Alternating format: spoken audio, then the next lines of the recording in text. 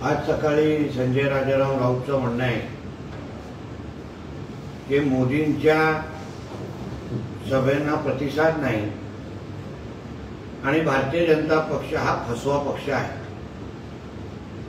खोटं बोलणारा पक्ष आहे। आता मोदीजींच्या सभेमध्ये किती गर्दी असते हे अगर हा संजय राजाराम राऊत शुद्धीत असेल तर त्यांच्या एका सभेमध्ये त्याला पाठवण्याची जबाबदारी माझी आणि मग तिकडे मोदींच्या घोषणांमुळे ह्याच्या अगर कानाचे पडदे फाटले नाही, लोकांचा उत्साह पाहून, लोकांचे घोषणा पाहून, तर मग मी काही हरेन। आज मोदीजींची गॅरंटी व लोकांचा इतका विश्वास आहे की ग्राउंड कमी पडतायत, लोकांना उभं राहण्याची जागा नसते, एवढं प्रचंड प्रतिसाद मोदीजींच्या सभेला मिळत आहे। आणि अगर मोदीजींची आणि मोदीजींमुळेच तुझ्या मालकाची हवा निघून गेलेली आहे म्हणून वेड्यासारखा बडबड करतोय, म्हणून मोदीजींची हवा कुठे आहे, कशी आहे आणि कशी पसरली आहे हे तुला 4 जूनच्या निकालामध्ये बघायला मिळेल। आणि मग तू आणि तुझा मालक मातोश्रीच्या 3ऱ्या माळ्यावर बसून हवा सोडत बसा आणि खोटं बोलणारा पक्ष हा भारतीय जनता पक्ष आहे। तर मग संजय राजाराम राऊतनी मला श्रीमान योगी प्रतिष्ठान बद्दल थोडं खरं बोलावं, खरं सांगावं। ही जे श्रीमान योगी प्रतिष्ठान नावाची एक संस्था आहे ज्याच्यात हे संजय राजाराम राऊत आणि त्याचा भाऊ लोकांकडून देणगी घेतात, कार्यक्रमाच्या नावाने, मदतीच्या नावाने देणगी घेतात। गेली 10 वर्ष ह्या संस्थेची ऑडिटच झालेली नाही। नेमकं या श्रीमान योगी प्रतिष्ठान हे कशासाठी काढली आहे, कोणासाठी काढली आहे? नुसतं ब्लॅकचा व्हाईट पैसा करण्यासाठी काढली आहे का? आता ह्याची सगळी उत्तरं संजय राजाराम राऊतनी खरी खरी द्यावी। कारण का आता आम्ही संबंधित डिपार्टमेंटकडे, पीओडब्ल्यू कडे ह्याची तक्रार आम्ही करणार आहोत की गेली 10 वर्ष या श्रीमान योगी प्रतिष्ठानमध्ये नेमकं कोणी देणगी दिली, कशाला देणगी दिली, ऑडिट का झालं नाही संस्थेचं, या सगळ्याचे प्रश्न आता संजय राजाराम राऊत आणि त्याच्या भावाला द्यायला लागतील। धन्यवाद।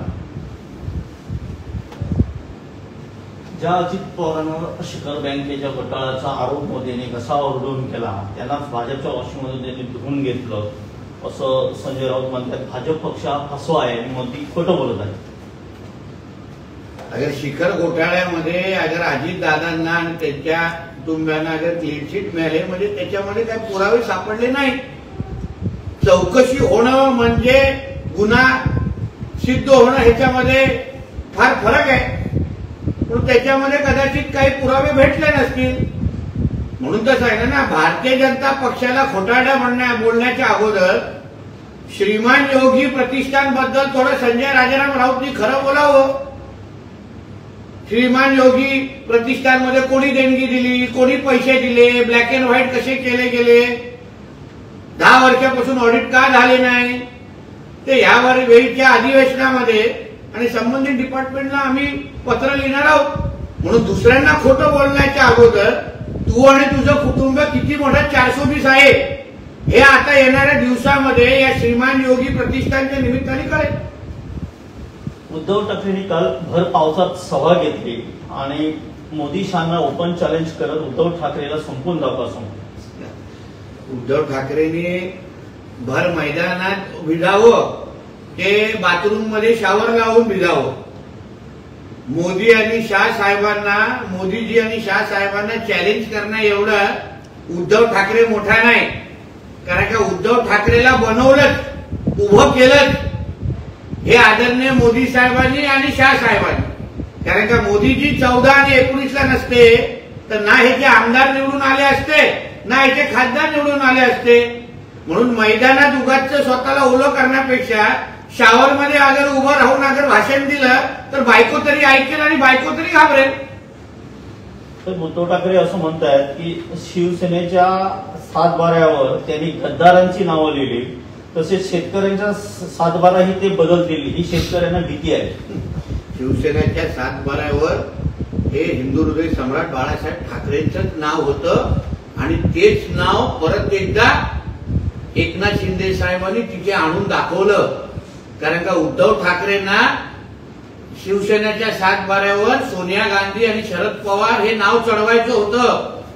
त्यापासून देवेंद्र फडणवीस आणि एकनाथ शिंदेनी त्यांना अडवलं आणि शिवसेनेच्या 7-12 बाळासाहेबांचंच नाव टिकून दाखवलं. हा फरक आहे. आणि मी सत्तेमध्ये आल्यावर तुमची कर्जमाफी करीन, 7-12 कोरा करेन, ह्याच उद्धव ठाकरेंनी तेव्हा सांगितलेलं. स्वतः मुख्यमंत्री असताना शेतकऱ्यांना वाऱ्यावर सोडायचं, कुठलाही शब्द पाळायचा नाही, बांधावर जाऊन अशी मोठ्या मोठ्या घोषणा करायच्या आणि तेव्हा विरोधात आल्यानंतर शेतकऱ्यांमध्ये भीती पसरवायची. म्हणून महाराष्ट्रातल्या शेतकऱ्यांना एक कळलेलं आहे की हा चोर माणूस आहे, 420 आहे. म्हणून उद्धव ठाकरेंच्या शब्दावर पाटणकर सोडून अजून कोणालाही विश्वास नाही. नांदेडमधील चिखल तुम्ही धुवून काढा असा एक उपरोधी केला उद्धव ठाकरेंनी आपल्या भाषणात. पहिलं तुझ्या अंगावर जे उडलेलं जे चिखल आहे ते ज्याच्यामुळे जे तू हिंदुत्वाला बदनाम केल्यामुळे तुझ्यावर जे चिखल ओढून घेतलेलं आहेस ना ते पहिलं साबणाने घास आणि ते पहिलं चिखल पुसलं जात आहे की बघ. आणि नांदेडमध्ये तुम्ही कितीही चिखल ओरडा तरीही चिखलीकरांच्या नेतृत्वाखाली आणि अशोक चव्हाणजींच्या मार्गदर्शनाखाली तिथे परत एकदा कमलच फुलणार हे तुम्हाला 4 जूनला कळेल. काल परवापर्यंत दहशतवादी दादागिरी करणारे नारायण राणे असं समीकरण मांडणारे दीपक केसरकर यांना एका रात्रीत राणी विकासाचे महामेरू असल्याचं स्वप्न पडलं असं विनायक राऊत म्हणतात. कारण काय राणे साहेबांच्या बद्दल एक चुकीची प्रतिमा तयार करण्याचं काम किंवा सुपारी ह्याच विनायक राऊतांनी घेतलेली होती. आणि त्याचं सत्य परिस्थिती जेव्हा दीपक केसरकरजींना आता कळलेलं आहे म्हणूनच ते राणे साहेबांचं कौतुक करताय. म्हणून विनायक राऊतांना जे कधीच कळणार नाही ते दीपक केसरकरांना योग्य वेळी कळलं. याबद्दल दीपक केसरकरांचं कौतुकच आहे. श्रद्धा आणि सबुरीचं प्रतीक असणाऱ्या साईबाबांची भक्ती करणाऱ्या दीपक केसरकर यांच्यावर एवढी आपत्ती येईल असं वाटलं नव्हतं. त्यांच्या कुंडलीत राहू बसला असून एक यज्ञ घाला असं वक्तव्य विनायक राऊत यांनी केलं. काय दीपक केसरकरजी आणि राणेसाहेब एकत्र आल्यामुळे विनायक राऊतांची रात्रीची झोप उडालेली आहे आणि त्याच्यामुळे वायफळ बडबड करायला लागलेला आहे. त्याला हे कळलं नाही कोकणाचे विकास करण्यापासून आता कोणीही थांबू शकणार नाही.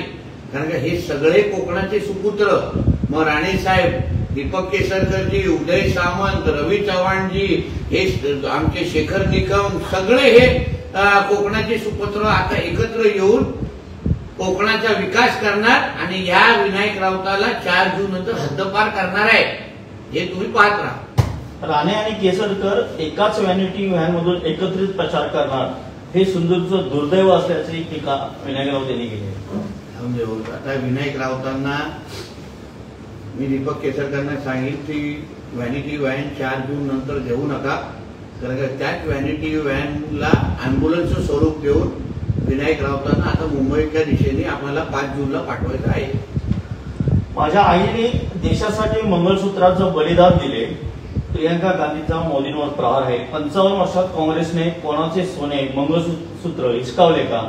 जेव्हा देश युद्ध लढत होता तेव्हा इंदिराजीने आपले मंगळसूत्र आणि दागिने दान केलं असं प्रियंका गांधी म्हणतात. प्रियंकाजींना मुळामध्ये आमचे नरेंद्र मोदी साहेब काय बोलले हे कदाचित कळलं नसेल किंवा त्याला कोणी योग्य लिहून दिलं नसेल आणि वाचलेले ते स्क्रिप्ट नुसतं वाचून दाखवता येतात. कारण का मुळामध्ये काँग्रेसच्या जाहीरनाम्यामध्ये जे उल्लेख केलेला, जी भीती पसरवलेली, त्याबद्दल मोदीजींनी तुष्टीकरणाबद्दल त्यावर बोट ठेवलेला आहे. म्हणून प्रियंकाजींनी पहिलं त्यांचे भाषण योग्य पद्धतीने ऐकावं, समजावं आणि मग त्याच्यावर बोलावं. भडकाऊ विधान केल्याप्रकरणी नितेश राणे, गीता जैन यांच्याविरुद्ध विविध पोलीस ठाण्यात एफआयआर दाखल झाला. काल कोर्टाचा आदेश त्या पद्धतीने आलाय, त्या पद्धतीने एफआयआर दाखल झालेले आहेत. मी एवढंच या निमित्ताने मुद्दा सांगू शकतो, जे आमची भूमिका आहे आम्ही कोर्टामध्ये मांडणारच आहोत.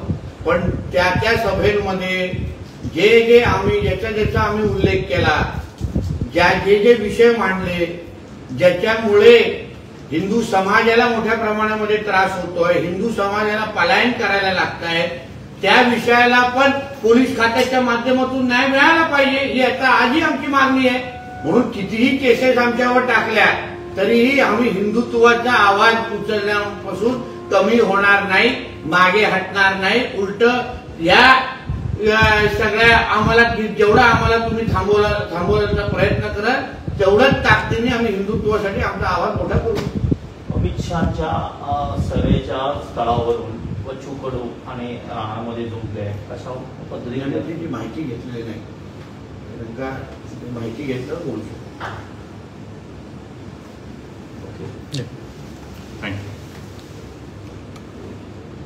ताज्या अपडेट्स आणि ताज्या बातम्यांसाठी आजच सबस्क्राईब करा आपला सिंधुदुर्ग डिजिटल न्यूज चॅनेल.